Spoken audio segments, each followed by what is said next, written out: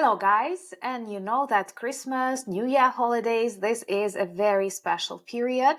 Sometimes joyful, sometimes quite depressing because we think about the past year, we try to understand what awaits us in the future. And that is why my personal choice is to spend this time with friends and really important people for me personally and for Ukraine in general. And today I am really happy to speak with Jonathan from the Silicon Curtain, whom I'm sure you know and love. And I hope this Blitz interview about the 2024 and 2025 will be quite interesting and bring some joy to you too. Greetings, Jonathan. Hello. Blitz interview makes me nervous because I love to talk and I love to go on and on and on and on, but I'll try and keep it brief. Blitz part will be just for me. Quick questions and long answers on your side. And when I was preparing this interview, I've actually remembered that when I was back at school, we had these questionnaires in old notebooks that we decorated with different stuff, and you would exchange it with classmates, getting their answers. So it actually reminded me this childhood fun. Did you have something similar in the UK? I remember playing Chinese Whispers, which of course is where you say something that goes around the room, and by the time it comes back to you, it's completely changed out of all. I'm not sure we were allowed to scribble in our books. I went to a particular school where, but Yeah. And here it was different. Like you will always give it to your friends or to people you like, asking questions. What's your favorite color? So let's start with the first question. And I wanted it to be optimistic. So, what do you consider as the biggest global victory of 2024? I think it would have to say, obviously things have not gone as well as we'd want in Ukraine. There's been some incremental loss of territory. So I'd have to say the most substantial, could I give two answers? I know. One is the decline of the Russian economy. I think that's very, very significant. The other one, of course, is the fall of Syria. That probably is the number one because it has so much resonance on so many levels. It shows the utter fragility of Putin's aggressive foreign policy. The ambition is there, but the resources and the capability are lacking. We've always known this on Russia, the ability to organize, the ability to get people to perform complex operations, and actually the inefficiency and brutality of the regimes it supports and the methods it uses. I believe this is a belief, not a factual thing, but I believe those will lose in the end because they have the seeds of their own destruction inherent in them. It's brutish and it's inefficient and it's unpleasant and it may triumph for a while, but I believe those methods will always collapse. And I think Syria is the first sign that is the case. Dominoes are falling. It also has a nice element of psychological pressure to it. It has been rumored that Putin carries around a photograph, has a photograph of Gaddafi in a ditch, because that's the scenario he wants to avoid. That's his ultimate nightmare. And seeing the fall of Assad, okay, Assad is now in the sanatorium of dictators in Moscow. I mean, that must be quite a pleasant place to hang out. So he's not been beaten to death by shoes. But nonetheless, the image of a tyrant being unseated in a near bloodless sort of offensive, and for it to happen so quickly, for that regime to fold like a pack of cards, this is going to be ramping up, I think, the paranoia in the Kremlin, which is a good thing because when he's more paranoid, he gets more desperate, he makes more mistakes, and it accelerates his decline and fall, which I think is inevitable at some point. That would be great if it happened in 2025. And here comes my next question. What do you see as the most significant challenge of the last year? Failure or challenge, whatever perspective you choose. I'm not going to mention the T word. I'm not going to mention Trump because, again, we don't know what he's going to do. We don't know, actually, he probably doesn't know what he's going to do, and he may well be quite reactive to things that happen. If Putin insults him, I don't believe Putin wants peace. So all the stuff about negotiations, etc., I don't think he even wants to go there. This is going to be dragged out. We can't predict what's going to happen and how Trump's going to react. So the worst thing continues to be, and this is going to trigger a few people, the worst thing continues to be weakness in Washington and Berlin, the refusal of Germany to send tourists, the weak signals being sent out by the German Chancellor. There's a slight silver lining there in that he could well be replaced soon, and that whole failed policy of soft appeasement of Russia could go. Washington, however, continues to be epically weak under Biden's guidance. It's become absolutely clear, I think, to everyone who is on Ukraine's side and tries to look at this in a way that is at least attempts to be objective, that Biden did not want Ukraine to disappear, but he certainly didn't want Ukraine to triumph. And that's because he didn't want Russia to fail. He didn't want Russia to fall, didn't want some kind of imagined catastrophic nuclear blah, blah, blah warlord scenario. We know how all that plays out. The Russians, the one thing they've been very successful at is manipulating foreign policy experts, manipulating so-called experts, manipulating politicians into fearing their big nuclear stick. And it's worked. And that is the most disappointing thing. And it's not over, because whereas Biden said they were going to rush all the aid to Ukraine and they were going to push through those financial instruments, which they've delayed and delayed and delayed, they're now starting to admit they're not going to be able to get all that aid across. They left it too late. There's not enough time. They can't even push the approvals through. So these are going to hang over into the Trump administration. And whereas they don't expire, it's questionable, of course, whether the incoming administration is, one, going to make it a priority, and two, is going to follow through and actually deliver all of that aid. It's massively disappointing. For me, it crowns, it's the final nail in the coffin of any respect I had for Biden. He has failed Ukraine.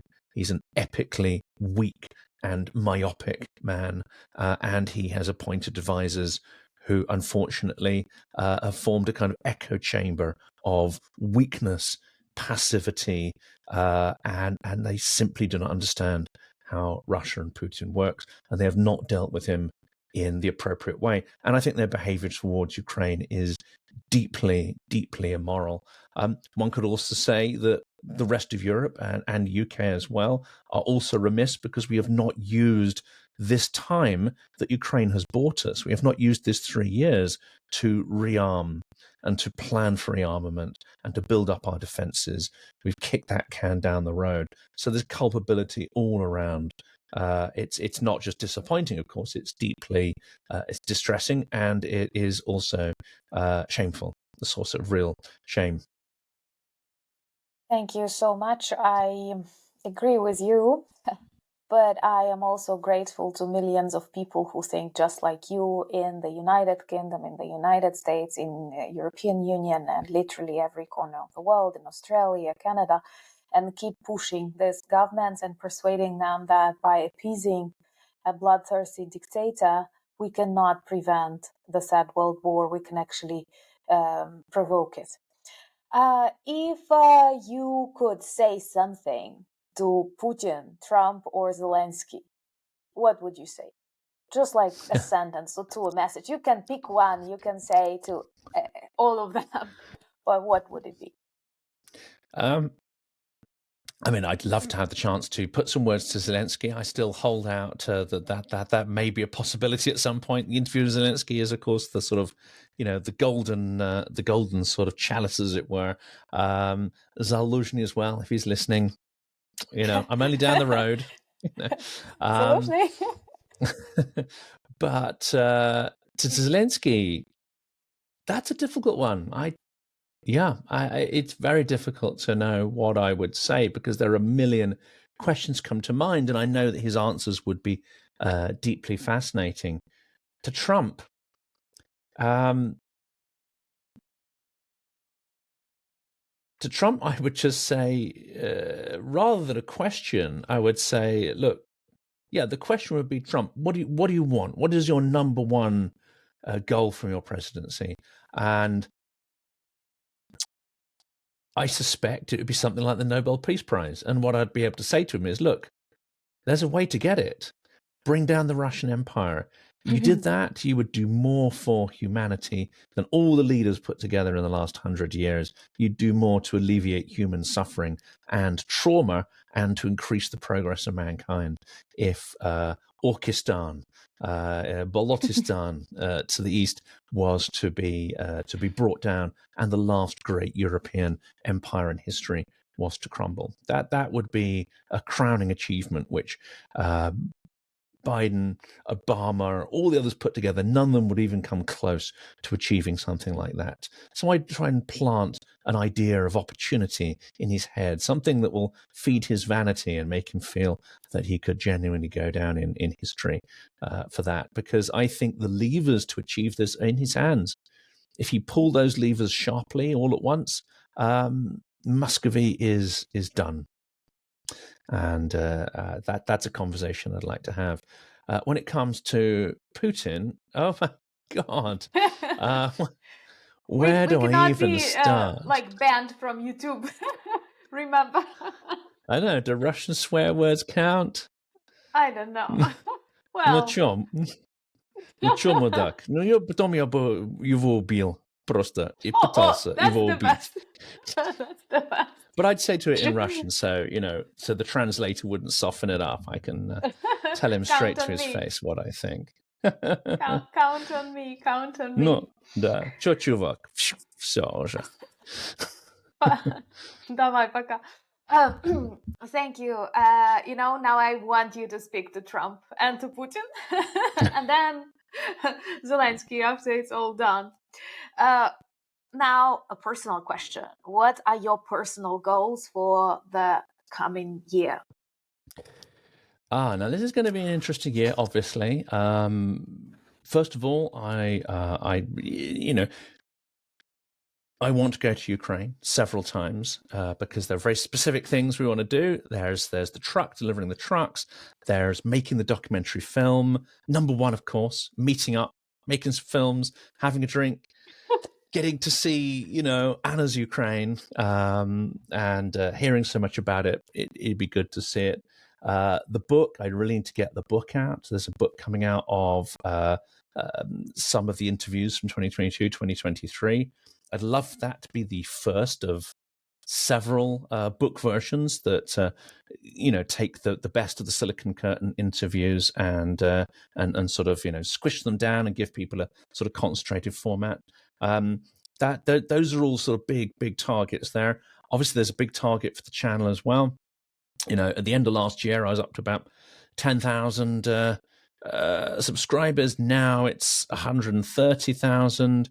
Next year, I'm looking at sort of 250,000 or more, maybe even, between 250,000 and 500,000. Broad target, but that's where I want to get the channel to and grow that. And because you never know if YouTube is going to carry on monetizing politics, I think it's probably a good idea to create some other formats that are not politics dependent, so that balance out. I mean, so that's a fairly boring answer, but really sort of I would say secure the income from becoming a full-time sort of podcaster, so that I can carry on supporting Ukraine and doing the activist stuff. And not worry about that not being sort of financially supported. So that's a very practical and boring answer there, isn't it, Anna? I'm sorry about that. I got quite deep there. Yeah, but that's great. It makes it very realistic that we will have you and all the good work that you're doing. And you've mentioned that the plan is to visit Ukraine, and not once, but maybe a couple of times. So here is the next question. What are number one places you want to see in Ukraine? Well, I've never been to Kiev, so obviously Kiev is going to be a big target there. I know, never. You will love it. I didn't know that. I've only been to Lviv once. I've only been to Ukraine once. That was last year. I was when happy we met to up. be with you. Yeah. I'm sure you will love Kyiv. And Kharkiv Odessa as well. I do want to see Odessa, of course. Yeah.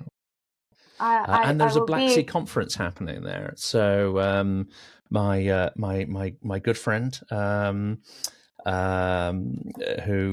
is a well-known politician down there, Mr. Goncharenko, has invited me to the Black Sea Forum. So I very much hope to be able to go and conduct interviews down there. But Kiev, yes, I have to see Kiev. The great mythical city, the sort of mother city of all Rus. Yeah.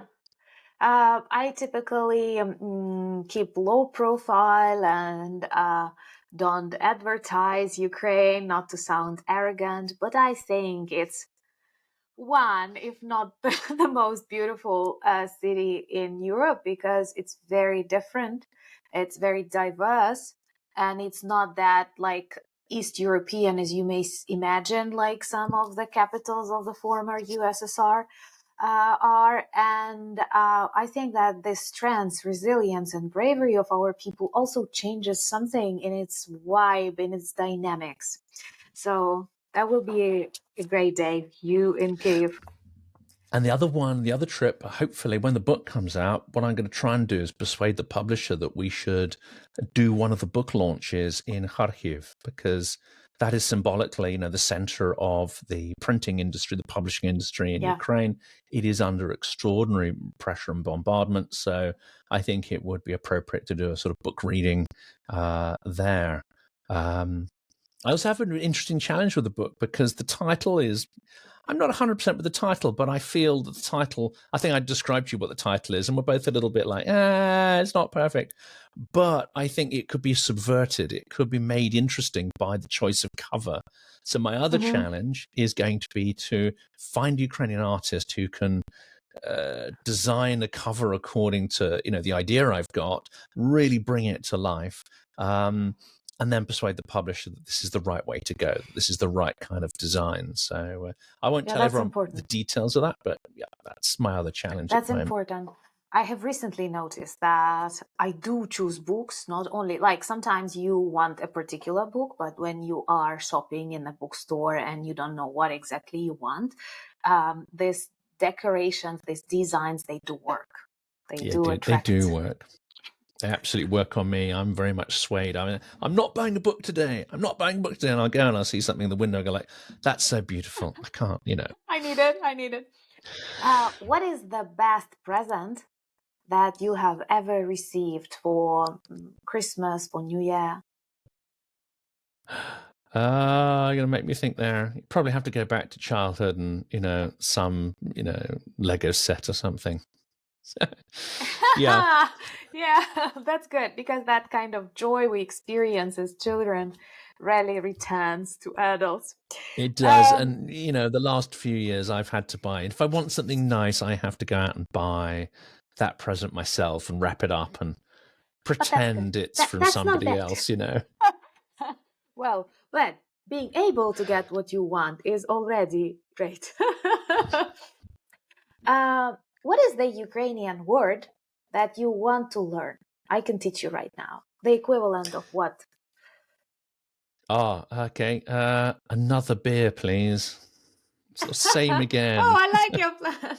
Another beer, please. You will repeat now after me. Ще одне пиво, будь ласка. Ще одне Пиво. Будь ласка. Будь ласка. Like the central word here is pivo, because it's beer. That one I can remember quite easily. Let's simplify it. You may say like beer, please. This will be pivo, будь ласка. Pivo, будь ласка. So you are ready to come to And what's another one? So pivo. You sure? Pivo. Ще одне. Ще. We have this sh. You are choosing a complex word. Ще. You see, it's different than Russian. It's different. It is. What global event in 2024 inspired you? Oh, it got me there. I always focus on the sort of negative to an extent. And we need to I program ourselves for this like beautiful year 2025 when Trump decides to destroy Putin, and yeah, Putin goes according to the scenario of the photo of Gaddafi that he keeps in his pocket, and all of that, like Ukraine becoming free, and I don't know. That's my Ukrainian vision. So, what yeah. inspired you? I think it comes back again to Syria. It's just, you know, what I find it's both fascinating and inspiring, and it's also, I think, a lesson is that we wake up and this regime falls. It's been around, propped up by Russia forever. It seems like it's forever because that's the impression they give out. But it turns out it's not. It's extremely fragile. But also the media is like a sort of, it's like a little baby who every 5 seconds, or a goldfish that just forgets everything. Like, oh, this suddenly happened. But you stop and you think about it, and you think like, no, something like that, something as effective as that uprising, does not just happen by accident. There's a long train of causation, and there must be a lot of planning. People have specifically gone and planned to do it, and I'm endlessly amazed at that. That for me is extremely positive, and the fact that it happened with after one of the bloodiest civil wars ever, it happened in a relatively swift and bloodless fashion. Um, so that's truly inspiring that you can plan for something like that and it can happen, and you can take this idea that actually autocracies are brittle and autocracies are not eternal and inevitable, and you can plan for their destruction, and then you can execute it in a fairly flawless fashion. That's kind of inspiring because it suggests that this can be repeated. Learn the technique, plan for it, and amazing things can happen. But the media continues in many quarters, and there are some great journalists out there, of course, but the media continues to fail epically. On the one hand, it's like, oh, this thing, happened suddenly just because we're ignorant and we didn't know about it, and they don't see the depth. But then also the immediate headlines is to the negative. The immediate headline is, who are these new guys? They're terrifying. It's all going to go wrong. Oh, hang on a second. A few days later, the things that they predicted haven't happened. There haven't been huge ethnic massacres. There hasn't been this. There hasn't been that.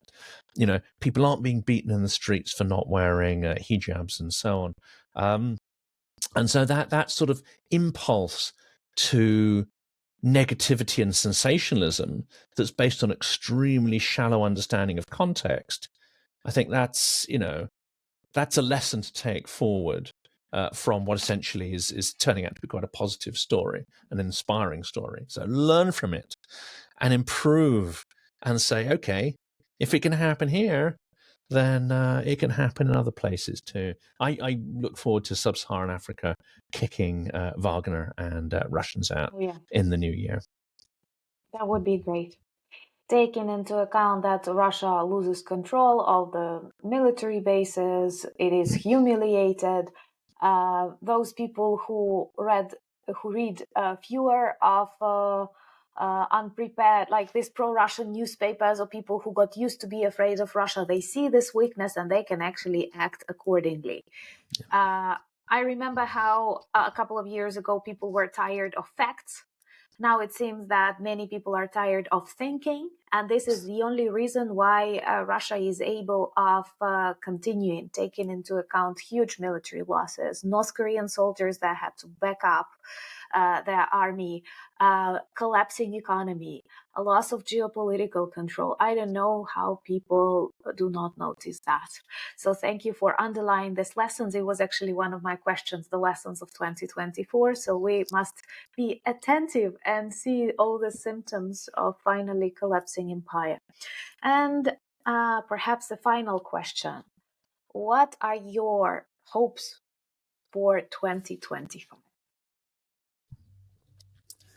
I mean, obviously, yeah, not only the war needs to end, and that ideally Ukraine would be on the path to a victory. Now, that may not be a full battlefield victory, but if Russia collapses, I believe Ukraine will get its sovereign territories back at some point in the future, maybe not in the near term, but certainly when centralized power in Moscow collapses, there'll be the opportunity to get restitution for that. I think getting I'd want to see, these stolen, brainwashed children returned home. I'd want to see the sanctions continue until Russia fully agrees to and commits to paying reparations to Ukraine, which are going to be on a vast scale. And I would like to see Western partners pay attention, not just to their own security, but also to democratic resilience in Ukraine and the forces that have allowed Ukraine to start shaking off the Soviet mindset. And it's a process that's not finished. But just pay attention to how that was achieved.